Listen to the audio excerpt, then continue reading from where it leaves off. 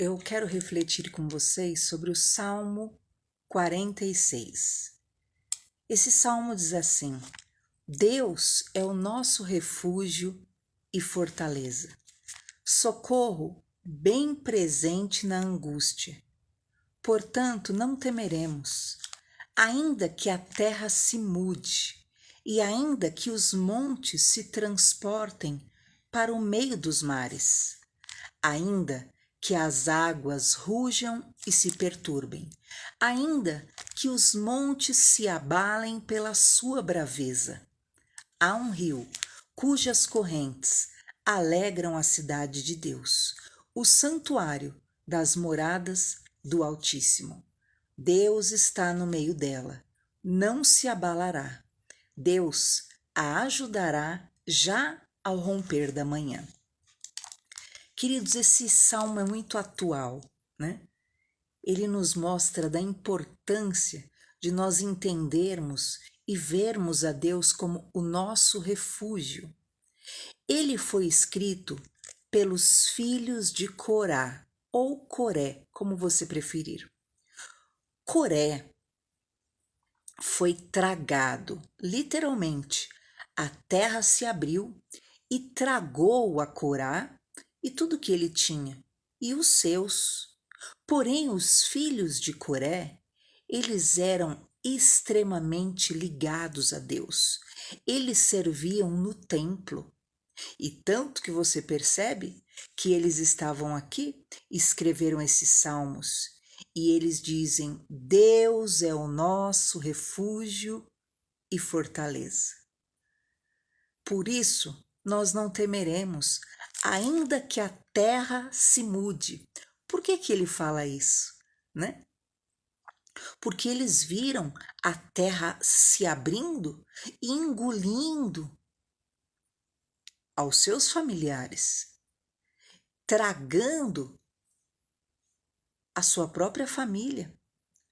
No entanto, isso não abalou a sua segurança, a sua fé em Deus.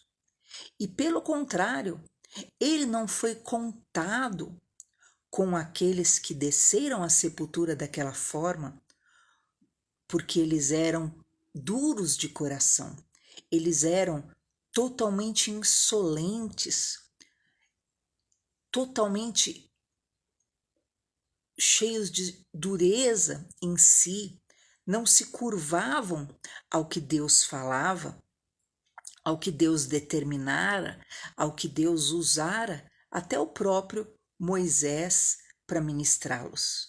Então, eles tiveram esse fim devido, na verdade, à intransigência do coração deles, junto com a indolência e a resistência. Mas, como os filhos de Coré, eles tinham um espírito diferente, um coração diferente. Eles reverenciavam a Deus, eles honravam a Deus, eles respeitavam a Deus. Então eles diziam, e eles disseram, como vocês leram no Salmo 46, ainda que a terra se mude, ainda que os montes se transportem para o meio do mar. Quando ele fala a terra se mudar, ele não está se referindo somente ao fato da terra se abrir, mas literalmente, né? Como se o globo terrestre pudesse ser mudado de lugar. Como se o mundo pudesse ser removido, o planeta Terra. No entanto, eles se sentiriam ainda seguros. Por quê? Porque eles estão e estavam refugiados em Deus. E essa é a importância de você compreender a necessidade de você se esconder em Deus, de você se abrigar em Deus. Muitas vezes nós ouvimos pessoas falando: mas se ocorrer algo com o seu familiar, se ocorrer algo com alguém próximo, você vai sentir, você vai se abalar. E esses jovens mostram isso. Eles mostram quanto a fé é individual e quanto a confiança em Deus é algo realmente particular. Algo havia ocorrido com a própria família, com o próprio sangue deles, porém não afetava a fé deles no eterno e soberano Salvador. As coisas podem ocorrer ao redor. Os montes podem se abalar. Você sabe o que é um monte ser transportado para o meio do mar? Quer dizer, né?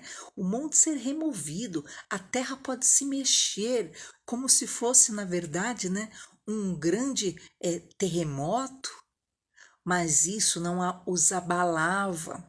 E essa é uma das características importantíssimas que nós devemos buscar em Deus, porque o Senhor nunca nos prometeu a paz deste mundo. Ele disse que neste mundo haveriam aflições.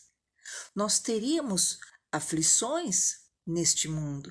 Então, o mundo estaria sujeito a tudo isso que nós estamos vendo, a esse caos, a esses transtornos, a essas injustiças, a estas circunstâncias difíceis. Mas isso que ocorre no exterior não pode abalar o nosso interior, a nossa fé. Por quê? Porque nós devemos estar seguros em Deus, porque a nossa vida é dirigida por Deus.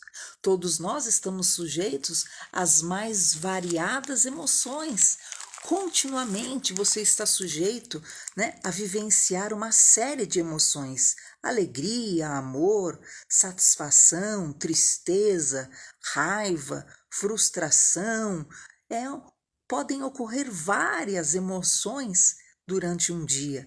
Porém, é o modo como você vai lidar com as tuas emoções que vai determinar a tua saúde mental, que vai determinar a tua paz interior. E esses jovens, eles tinham essa ação por causa da fé. Eles estavam seguros, eles eram saudáveis mentalmente, emocionalmente, espiritualmente. Perceba que eles dizem: ainda que as águas rujam e se perturbem. Quer dizer, ainda que houvesse do lado de fora, sempre, queridos, é do lado de fora, ainda que do lado de fora ocorram, né? Ainda que as águas rujam e se perturbem, imagina o rugido das águas, a turbulência das tempestades, ainda que os montes se abalem, queridos, eles se consideravam inabaláveis. Por quê? Porque Deus era o refúgio deles. Perceba quando ocorre uma grande tempestade. Tem ocorrido bastante aqui em São Paulo, não é verdade?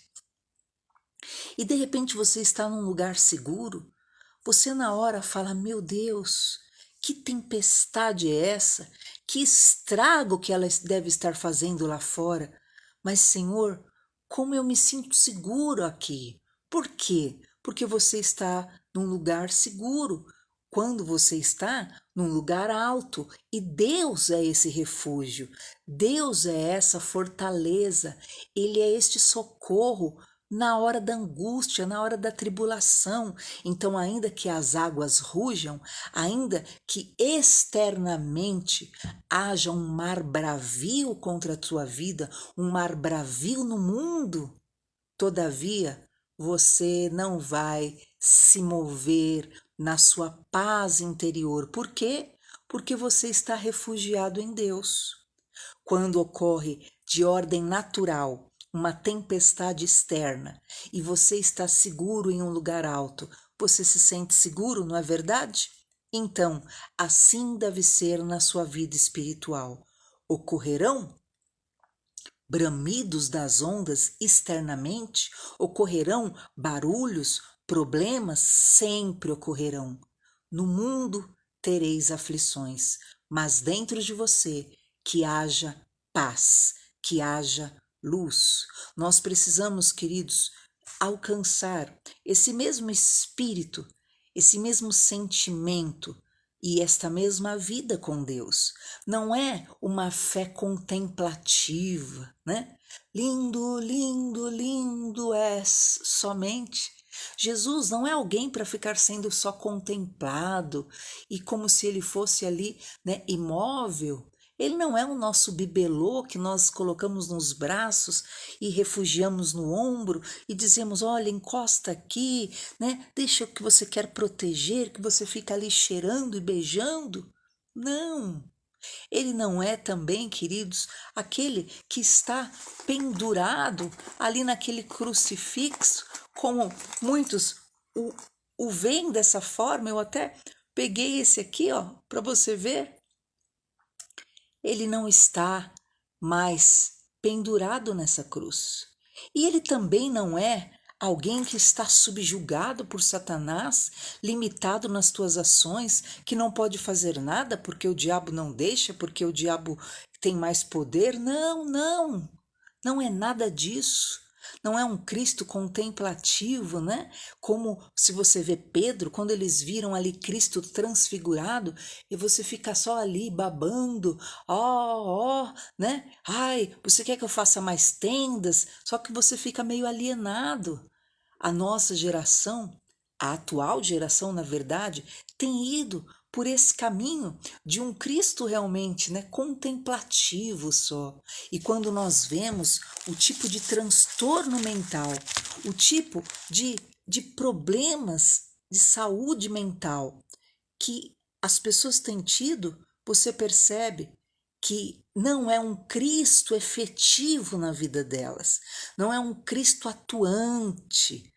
Eu prefiro que você vá pelo lado do Cristo pentecostal, se for para você ir no estado, né, de adoração. Lembra aquele hino?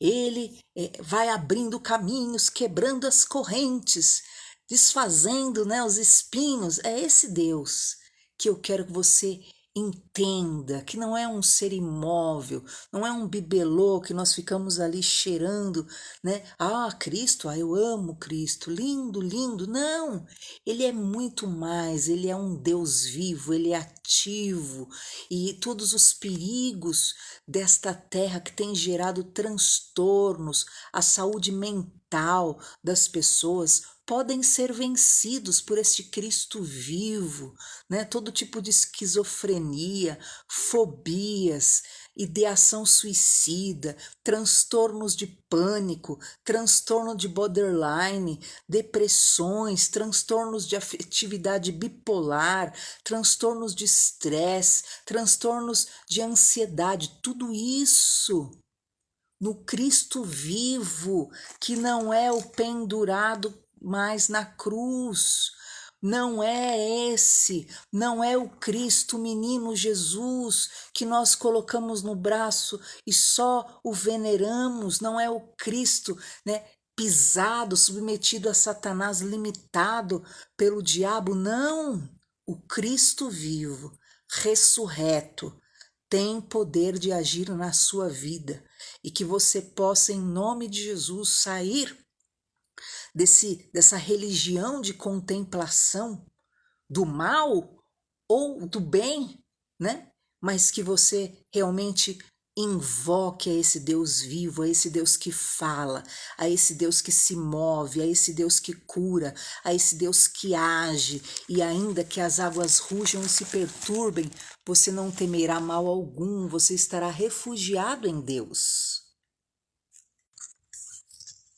O Deus que eu quero que você creia é o Deus das Escrituras, o Deus do Salmo 18. Olha como é o nosso Deus. Diz assim: na angústia invoquei ao Senhor, clamei ao meu Deus desde o seu templo. Ele ouviu a minha voz, aos seus ouvidos chegou o meu clamor perante a sua face. Então a terra se abalou e tremeu, os fundamentos dos montes também se moveram e se abalaram, porquanto se indignou.